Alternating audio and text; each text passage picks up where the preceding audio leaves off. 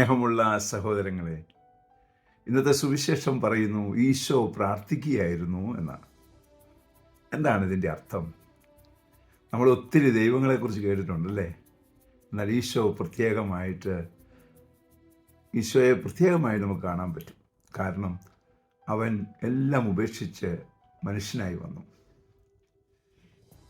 മനുഷ്യനിൽ ശൂന്യനായി ഒന്നുമില്ലാതെ മുന്നോട്ട് പോവുകയാണ് അവൻ.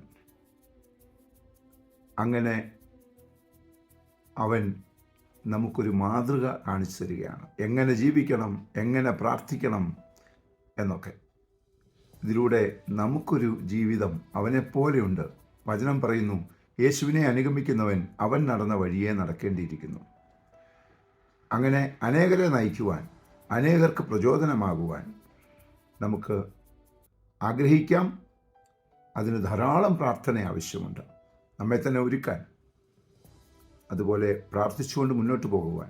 ദൈവം നമ്മെ സമൃദ്ധമായി അനുഗ്രഹിക്കട്ടെ. അതിനായി പ്രാർത്ഥിക്കുന്നു. പരിശുദ്ധ അമ്മയെ സഹായിക്കണേ. വിശുദ്ധ യോസേപ്പ് പിതാവേ, ഞങ്ങൾക്ക് വേണ്ടി പ്രാർത്ഥിക്കണേ. പരിശുദ്ധാത്മാവേ, എഴുന്നള്ളി വരണേ. പരിശുദ്ധ പരമ ദിവ്യകാരുണ്യത്തിന് എന്നേരവും ആരാധനയും സ്തുതിയും പുകഴ്ചയും ഉണ്ടായിരിക്കട്ടെ. ആമേൻ.